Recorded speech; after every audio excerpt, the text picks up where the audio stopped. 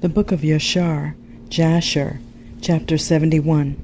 And when Moshe was 18 years old, he desired to see his father and mother, and he went to them to Goshen. And when Moshe had come near Goshen, he came to the place where the children of Yashar were engaged in work, and he observed their burdens. And he saw a Mitzri smiting one of his Ivri brethren. And when the man who was beaten saw Moshe, he ran to him for help. For the man Moshe was greatly respected in the house of Pharaoh. And he said to him, My Adonai, attend to me. This Misri came to my house in the night, bound me, and came to my woman in my presence. And now he seeks to take my life away. And when Moshe heard this wicked thing, his anger was kindled against the Mitzri, and he turned this way and the other. And when he saw there was no man there, he smote the Mitzri, and hid him in the sand, and delivered the Ivri from the hand of him that smote him. And the Ivri went to his house, and Moshe returned to his home, and went forth and came back to the king's house. And when the man had returned home, he thought of repudiating his woman, for it was not right in the house of Yaakov for any man to come to his woman after she had been defiled. And the woman went and told her brothers, and the woman's brothers sought to slay him, and he fled to his house and escaped. And on the second day Moshe went forth to his brethren, and saw, and behold, two men were quarreling. And he said to the wicked one, Why do you smite your neighbor? And he answered him and said to him, Who has set you for a prince and judge over us? Do you think to slay me, as you did slay the Mitzri? And Moshe was afraid, and he said, Surely the thing is known? And Pharaoh heard of this affair, and he ordered Moshe to be slain. So Elohim sent his Malach, and he appeared unto Pharaoh in the likeness of a captain of the guard. And the Malach of Yahuwah took the sword from the hand of the captain of the guard, and took his head off with it. For the likeness of the captain of the guard was turned into the likeness of Moshe. And the angel Malach of Yahuwah took hold of the right hand of Moshe, and brought him forth from Mitzrayim, and placed him from without the borders of Mitzrayim, a distance of 40 days' journey.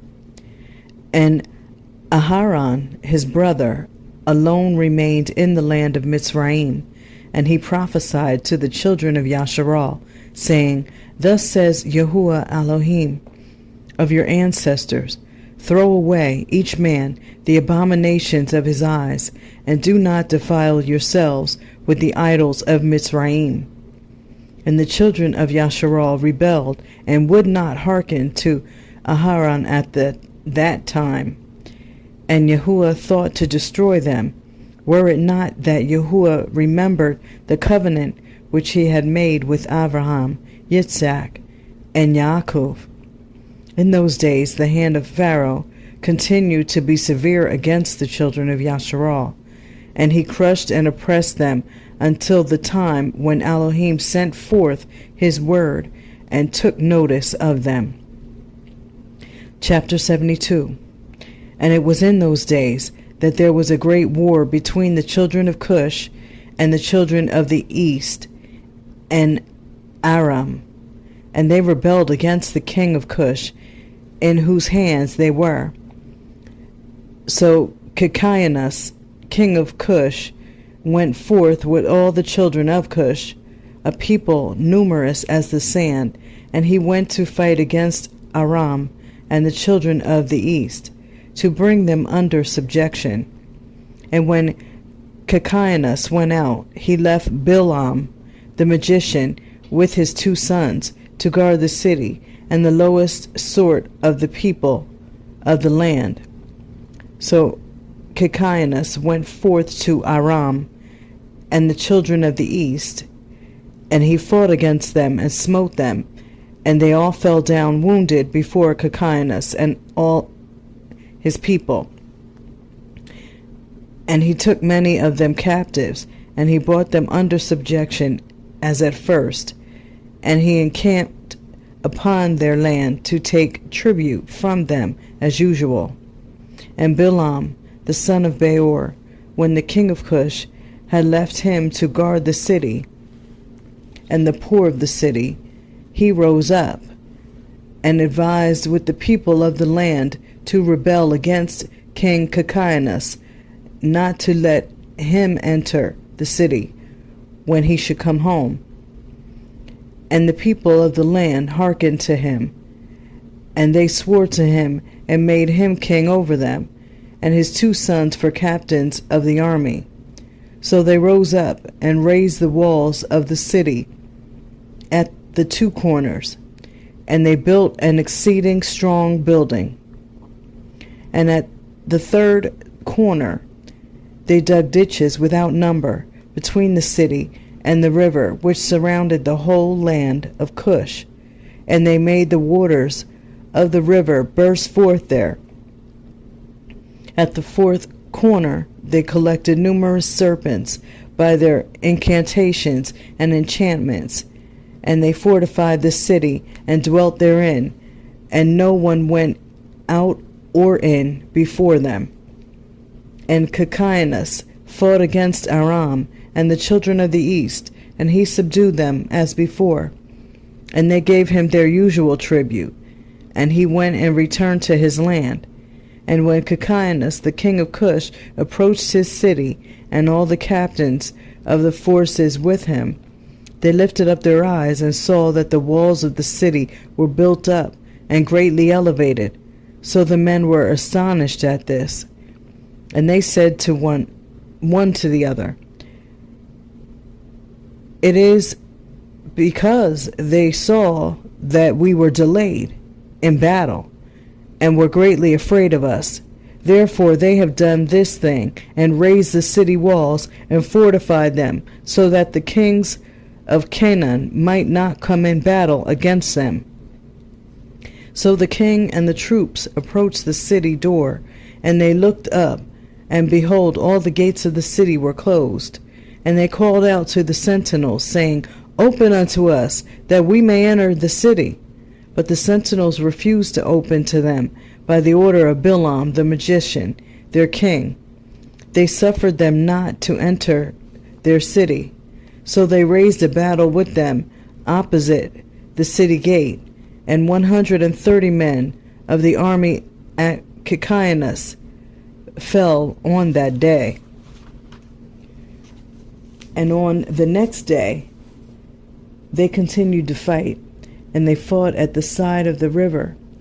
They endeavored to pass, but were not able. So some of them sank in the pits and died. So the king ordered them to cut down trees to make rafts upon which they might pass to them, and they did so. And when they came to the place of the ditches, the waters revolved by mills, and 200 men upon 10 rafts were drowned. And on the 3rd day they came to fight at the side where the serpents were, but they could not approach there, for the serpents slew of them 170 men. And they ceased fighting against Cush, and they besieged Cush for 9 years. No person came out or in. At that time the war and the siege were against Cush. Moshe fled from Mitzrayim from Pharaoh, who sought to kill him for having slain the Mitzri. And Moshe was 18 years old when he fled from Mitzrayim, from the presence of Pharaoh. And he fled and escaped to the camp of Cachinas, which at that time was besieging Cush. And Moshe was 9 years in the camp of Cachinas, king of Cush, all the time that they were besieging Cush. And Moshe went out and came in with them. And the king and princes and all the fighting men loved Moshe, for he was great and worthy. His stature was like a noble lion, his face was like the sun, and his strength was like that of a lion, and he was counselor to the king. And at the end of 9 years, Cocainus was seized with a mortal disease, and his illness prevailed over him, and he died on the 7th day. So his servants embalmed him, and carried him, and buried him opposite the city gate to the north of the land of Mitzrayim. And they built over him an elegant, strong, and high building, and they placed great stones below. And the king's scribes engraved upon those stones all the might of their king Cocainus, and all his battles which he had fought. Behold, they are written there at this day. Now after the death of Cocainus, king of Cush, it grieved his men and troops greatly on account of the war. So they said one to the other, Give us counsel, what we are to do at this time, as we have resided in the wilderness 9 years away from our homes. If we say we will fight against the city, many of us will fall wounded or killed. And if we remain here in the siege, we shall also die. For now all the kings of Aram and of the children of the east will hear that our king is dead, and they will attack us suddenly in a hostile manner, and they will fight against us, and leave no remnant of us. Now therefore let us go and make a king over us, and let us remain in the siege, until the city is delivered up to us. And they wished to choose on that day a man for king from the army of Cocainus, and they found no object of their choice like Moshe to reign over them. And they hastened and stripped off each man his garments, and cast them upon the ground, and they made a great heap, and placed Moshe thereon. And they rose up, and blew with trumpets, and called out before him, and said, May the king live, may the king live. And all the people and nobles swore unto him to give him for a woman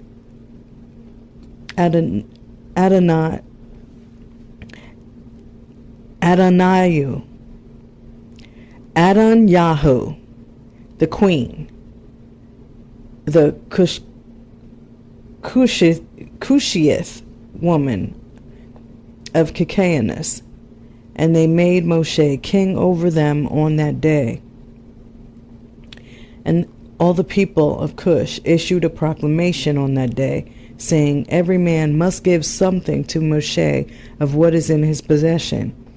And they spread out a sheet upon the heap, and every man cast into it something of what he had, one a gold earring, and the other a coin, also of onyx stones, bdellium, pearls, and marble, did the children of Cush cast unto Moshe upon the heap, also silver and gold in great abundance.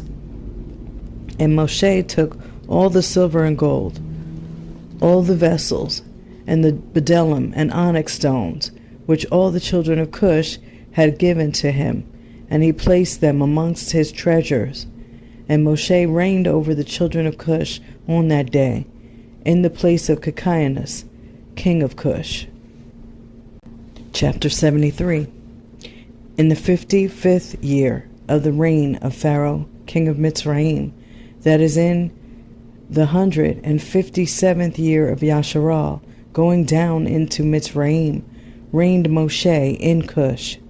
Moshe was 27 years old when he began to reign over Cush, and 40 years did he reign. And Yahuwah granted Moshe favor and grace in the eyes of all the children of Cush. And the children of Cush loved him exceedingly. So Moshe was favored by Yahuwah and by men. And then the 7th day of his reign, all the children of Cush assembled and came before Moshe and bowed down to him to the ground. And all the children spoke together in the presence of the king, saying, Give us counsel that we may see what is to be done to this city. For it is now 9 years that we have been besieging round about the city, and have not seen our children and our women. So the king answered them, saying, If you will hearken to my voice, and all that I shall command you, then will Yahuwah give the city into our hands, and we shall subdue it. For if we fight with them, as in the former battle, which we had with them before the death of Cachianus, many of us will fall down wounded as before. Now therefore, behold, here is counsel for you in this matter. If you will hearken to my voice, then will the city be delivered into our hands. So all the forces answered the king, saying, All that our Adonai shall command, that we will do. And Moshe said unto them, Pass through and proclaim a voice in the whole camp unto all the people, saying, Thus says the king, Go into the forest and bring with you of the young ones of the stork, each man a young one in his hand. And any person transgressing the word of the king, who shall not bring his young one, he shall die, and the king will take all belonging to him.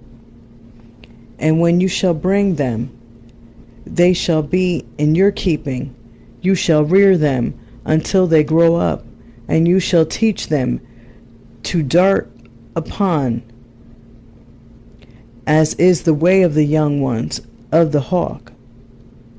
So all the children of Cush heard the words of Moshe, and they rose up and caused a proclamation to be issued throughout the camp, saying, Unto you, all the children of Cush, the king's order is that you go all together to the forest, and catch there the young storks, each man his young one in his hand, and you shall bring them home.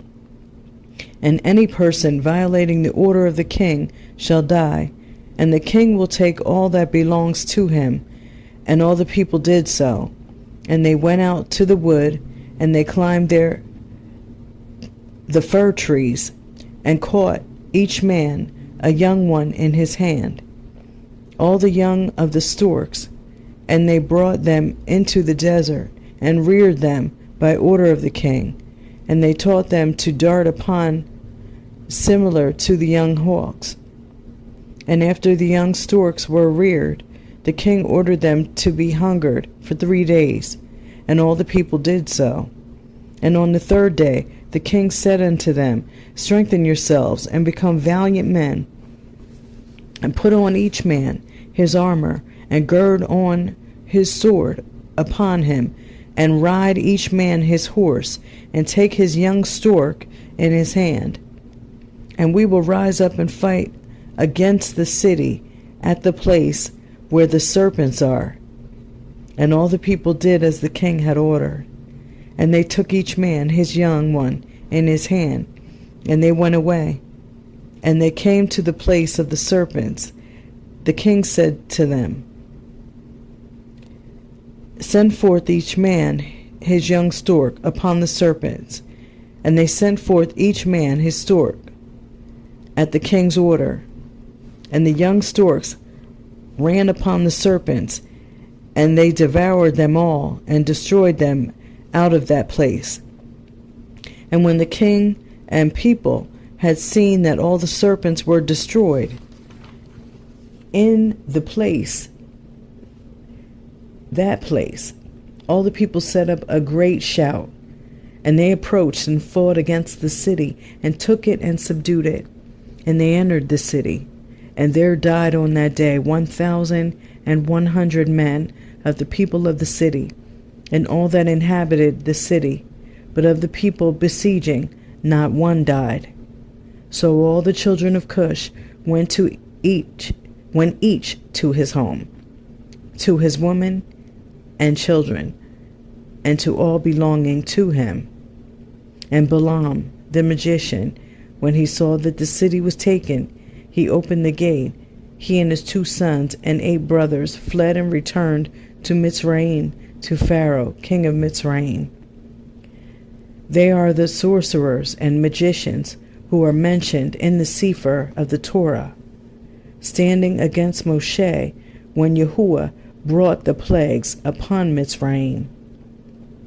So Moshe took the city by his wisdom, and the children of Cush placed him on the throne instead of Cacaeus, king of Cush.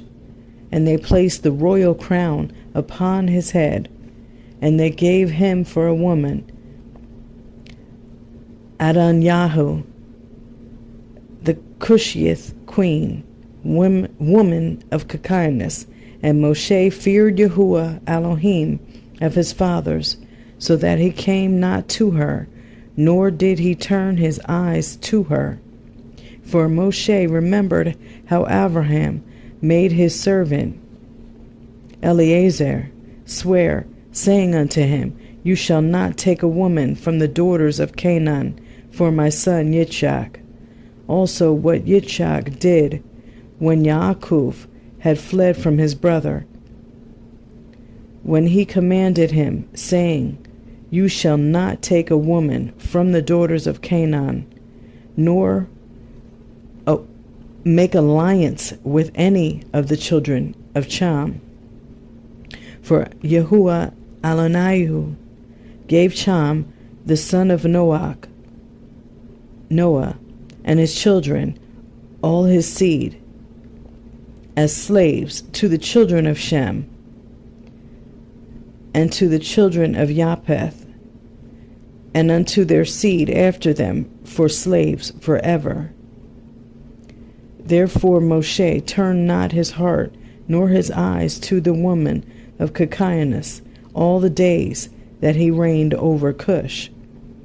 And Moshe feared Yahuwah Elohim all his life, and Moshe walked before Yahuwah in truth with all his heart and soul. He turned not from the right way all the days of his life. He declined not from the way, either to the right or to the left, in which Abraham, Yitzchak, and Yaakov had walked. And Moshe strengthened himself in the kingdom of the children of Cush, and he guided the children of Cush with his usual wisdom, and Moshe prospered in his kingdom. And at that time Aram and the children of the east heard that Cacaeus, king of Cush, had died. So Aram and the children of the east rebelled against Cush in those days. And Moshe gathered all the children of Cush, a people very mighty, about 30,000 men, and he went forth to fight with Aram and the children of the east. And they went at first to the children of the east. And when the children of the east heard their report, they went to meet them, and engaged in battle with them. And the war was severe against the children of the east. So Yahuwah gave all the children of the east into the hand of Moshe. And about 300 men fell down slain. And all the children of the east turned back and retreated. So Moshe and the children of the Cush followed them, and subdued them, and put a tax upon them, as was their custom. So Moshe and all the people with him passed from there to the land of Aram for battle. And the people of Aram also went to meet them, and they fought against them. And Yahuwah delivered them into the hand of Moshe, and many of the men of Aram fell down wounded, and Aram also were subdued by Moshe and the people of Cush, and also gave their usual tax. And Moshe brought Aram and the children of the east under subjection to the children of Cush, and Moshe and all the people who were with him turned to the land of Cush, and Moshe strengthened himself in the kingdom of the children of Cush, and Yahuwah was with him, and all the children of Cush were afraid of him. Chapter 74. In the end of years died Shaul, king of Edom, and Baal-Chanan, the son of Akbor, reigned in his place. In the 16th year of the reign of Moshe over Cush, Baal-Chanan, the son of Akbor, reigned in the land of Edom over all the children of Edom for 38 years. In his days Moab rebelled against the power of Edom, having been under Edom since the days of Hadad, the son of Bedad, who smote them, and Midian, and brought Moab under subjection to Edom. And when Baal-Chanan, the son of Akbor, reigned over Edom, all the children of Moab withdrew their allegiance from Edom. And Anjaeus, king of Africa, died in those days, and Adrubal, his son, reigned in his stead. And in those days died Ioannis, king of the children of Kittim, and they buried him in his temple, which he had built for himself in the plain of Canopia for a residence. And Latinus reigned in his stead. In the 22nd year of the reign of Moshe over the children of Cush, Latinus reigned over the children of Kittim 45 years. And he also built for himself a great and mighty tower. And he built therein an elegant temple for his residence, to conduct his government, as was the custom. In the 3rd year of his reign, he caused a proclamation to be made to all his skillful men, who made many ships for him. And Latinus assembled all his forces, and they came in ships, and went therein to fight with Asdrubal, son of Anjaeus, king of Africa. And they came to Africa, and engaged in battle with Asdrubal and his army. And Latinus prevailed over Asdrubal, and Latinus took from Asdrubal the aqueduct which his father had brought from the children of Kittim, when he took Yanyahu, the daughter of Uzi, for a woman. So Latinus overthrew the bridge of the aqueduct, and smote the whole army of Asdrubal, a severe blow. And the remaining strong men of Asdrubal strengthened themselves, and their hearts were filled with envy, and they courted death, and again engaged in battle with Latinus, king of Kittim. And the battle was severe upon all the men of Africa, and they all fell wounded before Latinus and his people, and Asdrubal the king also fell in that battle. And the king Asdrubal had a very beautiful daughter, whose name was Ushpenza, and all the men of Africa embroidered her likeness on their garments, on account of her great beauty and comely appearance.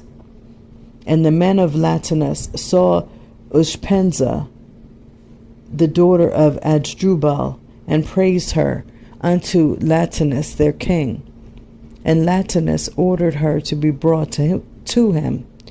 And Latinus took Ushpenza for a woman, and he turned back on his way to Kittim. And it was after the death of Asdrubal, son of Anjaeus, when Latinus had turned back to his land from the battle, that all the inhabitants of Africa rose up and took Antibal, the son of Anjaeus, the younger brother of Asdrubal, and made him king instead at his brother over the whole land of Africa. And when he reigned, he resolved to go to Kittim to fight with the children of Kittim, to avenge the cause of Asdrubal his brother, and the cause of the inhabitants of Africa. And he did so. And he made many ships, and he came therein with his whole army, and he went to Kittim.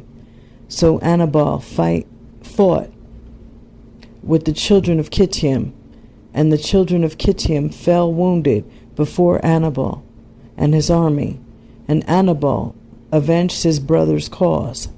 And Anabal continued the war for 18 years with the children of Kittim, and Hannibal, dwelt in the land of Kittim, and encamped there for a long time.